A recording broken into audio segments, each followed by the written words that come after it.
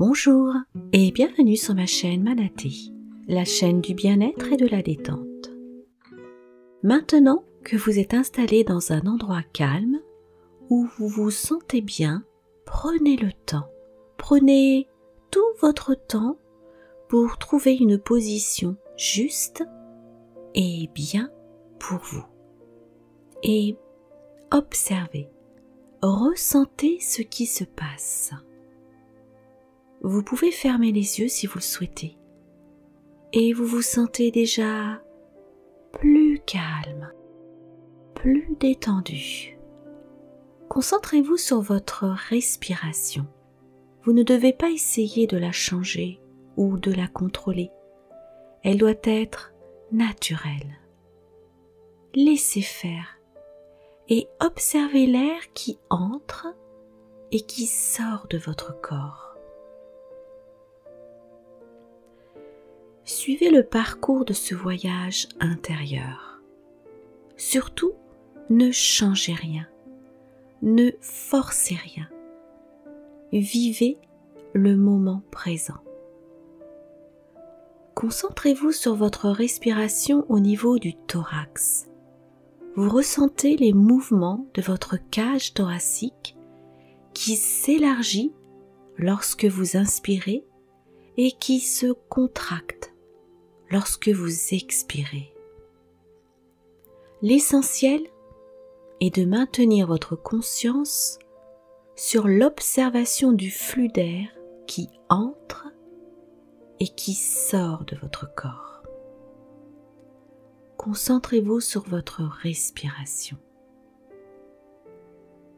Observez les différentes sensations que vous ressentez et vous pouvez observer que les tensions accumulées tout au long de la journée disparaissent comme par magie.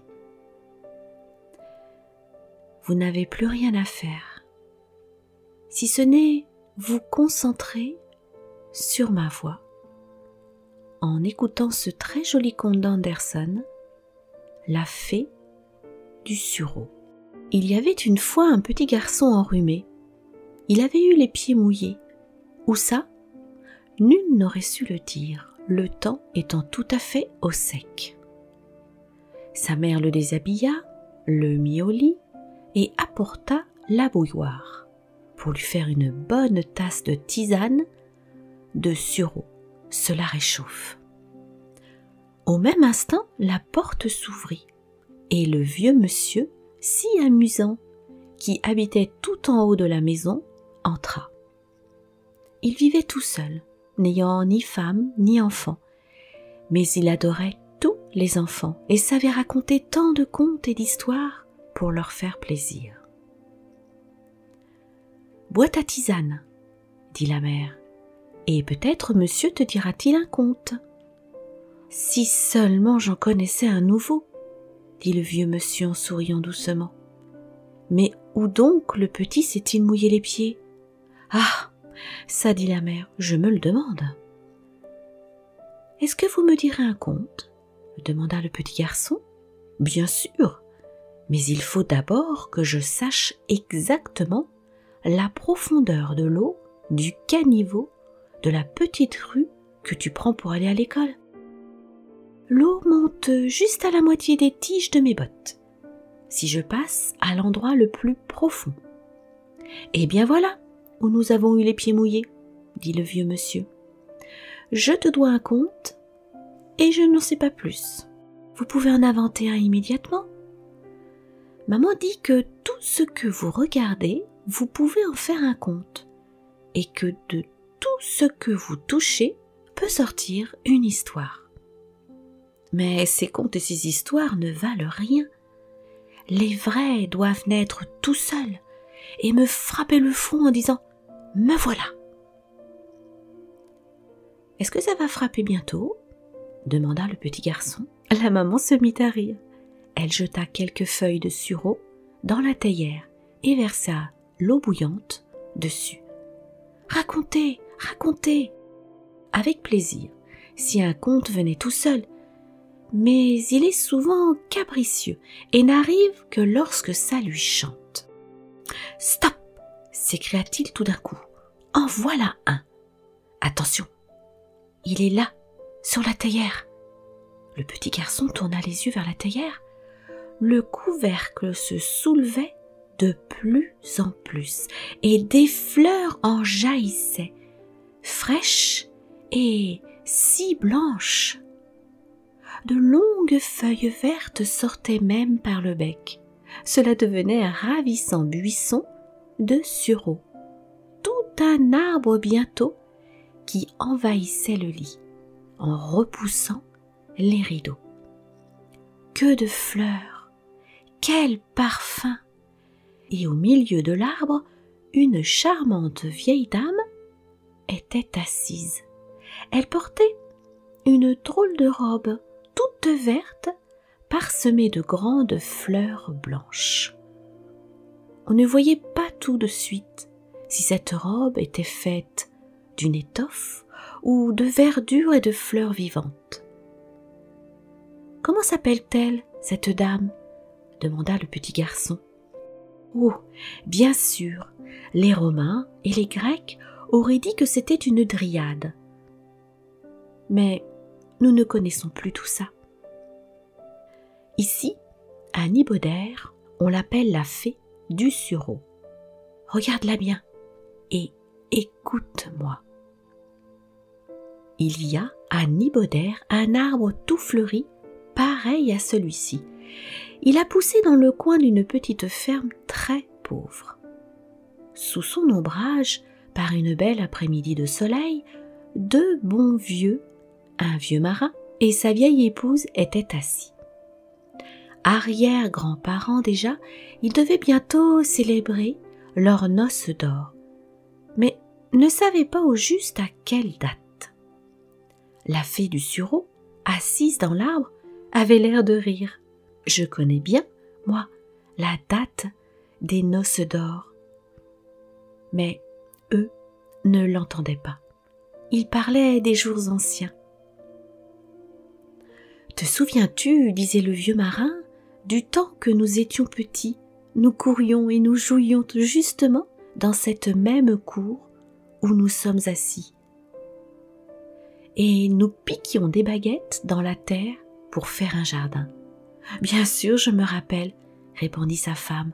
Nous arrosions ces branches taillées et l'une d'elles, une branche de sureau, prit racine, bourgeonna et devint par la suite le grand arbre sous lequel nous deux, vieux, sommes assis. Oui, dit-il, et là, dans le coin, il y avait un grand baquet d'eau, mon bateau, que j'avais taillé moi-même y naviguait. Mais bientôt, c'est moi qui devais naviguer d'une autre manière. Mais d'abord, nous avions été à l'école pour tâcher d'apprendre un peu quelque chose. Puis, ce fut notre confirmation. On pleurait tous les deux. L'après-midi, nous montions tout au haut de la tour ronde, la main dans la main, et nous regardions de là-haut le vaste monde, et Copenhague, et la mer. Après, nous sommes allés à Frederiksberg, où le roi et la reine, dans leur barque magnifique, voguaient sur les canaux. Mais je devais vraiment voguer tout autrement, et durant de longues années, et pour de grands voyages. « Oh, ce que j'ai pleuré à cause de toi !» dit-elle. « Je croyais que tu étais mort et noyé, tombé tout au fond de la mer. » Souvent, la nuit, je me levais et regardais la girouette pour voir si elle tournait. Elle tournait tant et plus, mais toi, tu n'arrivais pas. Je me souviens si bien de la pluie torrentielle qui tombait un jour. Le boueur devait passer devant la maison où je servais. Je descendis avec la poubelle et restai à la porte. Quel temps! Et comme j'attendais là, le facteur passa et me remit une lettre. Une lettre de toi. Ce qu'elle avait voyagé, je me jetai dessus et commençai à lire. Je riais, je pleurais, j'étais si heureuse. Tu écrivais que tu étais dans les pays chauds, où poussent les grains de café, quel pays béni ce doit être! Tu en racontais des choses, et je lisais tout ça debout, ma poubelle près de moi, tandis que la pluie tombait en tourbillons. Tout d'un coup, derrière moi, quelqu'un me prit par la taille, et tu lui allongeas une bonne claque sur l'oreille. Mais je ne savais pas que c'était toi. Tu étais arrivé en même temps que la lettre, et tu étais si beau. Tu l'es encore. Tu avais un grand mouchoir de soie jaune dans la poche et un suroît reluisant. Tu étais très élégant. Dieu, quel temps! Et comme la rue était sale. Ensuite, nous nous sommes mariés, dit-il. Tu te souviens quand nous avons eu le premier garçon, et puis Marie, et Niels, et Peter, et Hans Christian? Oui, tous grands, et tous de braves gens que tout le monde aime. Et leurs enfants, à leur tour, ont eu des petits, dit le vieil homme. De solides gaillards aussi. Il me semble que c'est bien à cette époque-ci de l'année que nous nous sommes mariés. Oui, c'est justement aujourd'hui le jour de vos noces, dit la fée du sureau, en passant sa tête entre deux. Ils crurent que c'était la voisine qui les saluait. Ils se regardèrent, se tenant par la main. Peu après, arrivèrent les enfants et petits-enfants. Ils savaient, eux, qu'on fêtait les noces d'or. Ils avaient déjà le matin apporté leurs vœux. Les vieux l'avaient oublié, alors qu'ils se rappelaient si bien ce qui s'était passé de longues années auparavant. Le sureau embaumait. Le soleil couchant illuminait les visages des vieux et les rendait tout rubicons. Le plus jeune des petits-enfants dansait tout autour et criait tout heureux que ce fût jour de fête, qu'on allait manger des pommes de terre chaudes. La fée du sureau souriait dans l'arbre et criait « Bravo !» avec les autres. « Mais ce n'est pas du tout un conte, » dit le petit garçon qui écoutait. « Tu dois t'y connaître, » dit celui qui racontait. « Demandons un peu à notre fée. »« Ce n'était pas un conte, dit-elle, mais il va venir, maintenant. De la réalité naît le plus merveilleux des contes, sans quoi mon délicieux buisson ne serait pas jailli de la théière. » Elle prit le petit garçon dans ses bras, contre sa poitrine. La verdure et les fleurs les enveloppant formaient autour d'eux une tonnelle, qui s'envola avec eux à travers l'espace. Voyage délicieux! La fée était devenue subitement une petite fille en robe verte et blanche, avec une grande fleur de sureau sur la poitrine et sur ses blonds cheveux bouclés, une couronne. Ses yeux étaient si grands, si bleus, quel plaisir de la regarder. Les deux enfants s'embrassèrent. Ils avaient le même âge et les mêmes goûts. La main dans la main, ils sortirent de la tonnelle et les voici dans leur jardin fleuri, sur le frais gazon de la pelouse. La canne du père était restée, simple bois sec, elle était vivante pour les petits. Sitôt qu'ils l'enfourchèrent, le pommeau poli se transforma en une belle tête hennissante. La noire crinière voltigeait. 4 pattes à la fois fines et fortes lui poussèrent. L'animal était robuste et fougueux. Au galop, il tournait autour de la pelouse. « Nous voilà partis, dit le petit garçon, à des lieues de chez nous. Nous allons jusqu'au château où nous étions l'an passé. » Et il tournait et tournait autour de la pelouse. La petite fille, qui n'était autre que la fée, s'écriait « Nous voici dans la campagne. Vois-tu la maison du paysan avec le grand four, qui a l'air d'un immense œuf? Sur le mur du côté de la route, le sureau étend ses branches au-dessus, et le coq gratte la terre pour les poules et se rengorge. Nous voici à l'église, elle est tout en haut de la côte, au milieu des grands chênes, dont l'un est presque mort. Et nous voici à la forge, où brûle un grand feu, où des hommes à moitié nus tapent de leurs marteaux faisant voler les étincelles de tous côtés. En route vers le beau château !» Tout ce dont parlait la petite fille, assise derrière sur la canne, se déroulait devant eux. Le garçon le voyait, et cependant, il ne tournait qu'autour de la pelouse. Ensuite, ils jouèrent dans l'allée et dessinèrent un jardin sur le sol. La petite fille enleva une fleur de sureau de sa tête et la planta. Et cette fleur poussa exactement comme cela s'était passé devant nos 2 vieux de Niboder quand ils étaient petits. Comme nous l'avons raconté tout à l'heure, ils marchèrent la main dans la main comme les vieux étant enfants, mais ils ne montèrent pas sur la tour ronde et ne visitèrent pas le jardin de Frederiksberg. Non, la petite fille tenait le garçon par la taille et ils volaient à travers le Danemark. Le printemps se déroula, puis l'été, et l'automne, et l'hiver. 1000 images se reflétaient dans les yeux du garçon, et dans son cœur, toujours la petite fille chantait « Tu n'oublieras jamais tout ça ».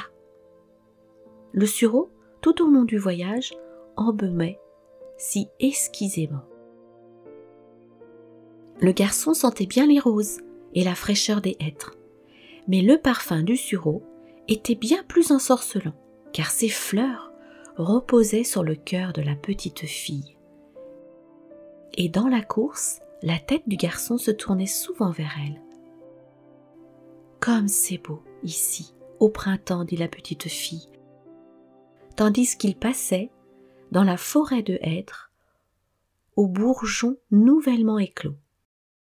Le muguet embaumait à leurs pieds, et les anémones roses faisaient bel effet sur l'herbe verte.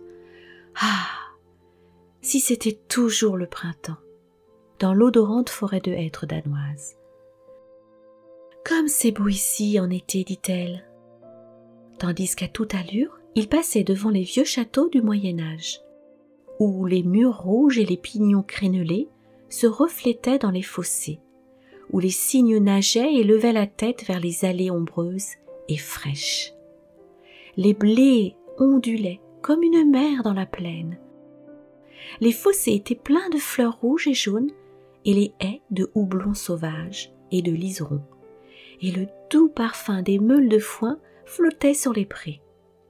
Le soir, la lune monta toute ronde dans le ciel. Cela ne s'oublie jamais. « Comme c'est beau ici à l'automne, dit la petite, et le ciel devint 2 fois plus élevé et plus intensément bleu. Les plus ravissantes couleurs de rouge, de jaune et de vert envahirent la forêt. Les chiens de chasse galopaient à toute allure. Des bandes d'oiseaux sauvages s'envolaient, en criant au-dessus des tumulus, où les ronces s'accrochaient aux vieilles pierres. La mer était bleu-noir avec des voiliers blancs. Et dans la grange, les femmes, les jeunes filles, les enfants égrenaient le sureau dans un grand récipient. Les jeunes chantaient des romances, les vieux racontaient des histoires de lutins et de sorciers. « Comme c'est beau ici l'hiver, dit la petite fille. Tous les arbres couverts de givre semblaient de corail blanc. La neige crissait sous les pieds, comme si l'on avait des chaussures neuves, et les étoiles filantes tombaient du ciel l'une après l'autre. Dans la salle, on allumait l'arbre de Noël. C'était l'heure des cadeaux et de la bonne humeur. Dans la campagne, le violon chantait. Chez les paysans, les beignets de pommes sautaient dans la graisse et même les plus pauvres enfants disaient « Que c'est bon l'hiver !» Oui, tout était exquis quand la petite fille l'expliquait au garçon. Toujours le sureau embaumait et toujours flottait le drapeau rouge à la croix blanche, sous lequel le vieux marin de Niboder avait navigué. Le garçon devenait un jeune homme, il devait partir dans le vaste monde, loin, loin, vers les pays chauds où pousse le café. Au moment de l'adieu, la petite fille prit sur sa poitrine une fleur de sureau et la lui tendit, afin qu'il la garde entre les pages de son livre de psaumes. Et chaque fois que dans les pays étrangers, il ouvrait son livre, c'était juste à la place de la fleur du souvenir. À mesure qu'il la regardait, elle devenait de plus en plus fraîche. Il lui semblait sentir le parfum des forêts danoises. Au milieu des pétales de la fleur, il voyait la petite fille aux clairs yeux bleus, et elle lui murmurait qu'il fait bon au printemps, en été, en automne, en hiver. Des centaines d'images glissaient dans ses pensées. Les années passèrent. Il devint un vieil homme, assis avec sa femme sous un arbre en fleurs, la tenant par la main comme les aïeux de Nibaudère, et comme eux, il parlait des jours anciens, des noces d'or. La petite fée aux yeux bleus, avec des fleurs dans les cheveux, était assise dans l'arbre et les saluait de la tête en disant « C'est le jour de vos noces d'or !» Elle prit 2 fleurs de sa couronne, posa 2 baisers, alors elles brillèrent d'abord comme de l'argent, puis comme de l'or. Et lorsqu'elle les posa sur la tête des vieilles gens, chaque fleur devint une couronne. Tous 2 étaient assis là, comme roi et reine, sous l'arbre odorant qui avait bien l'air d'un sureau. Et le mari raconta à sa vieille l'histoire de la fée du sureau, comme on la lui avait contée quand il était un petit garçon. Et tous les 2 trouvèrent qu'elle ressemblait à leur propre histoire. Les passages les plus semblables étaient ceux qui leur plaisaient le plus. Oui, c'est ainsi, dit la fée dans l'arbre, les uns m'appellent fée, les autres dryade, mais mon vrai nom est souvenir. Je suis assise dans l'arbre qui pousse et qui repousse, et je me souviens et je raconte. Fais-moi voir si tu as gardé mon cadeau. Le vieil homme ouvrit son livre de psaumes. La fleur de sureau était là, fraîche comme si on venait de l'y déposer. Alors, Souvenir sourit.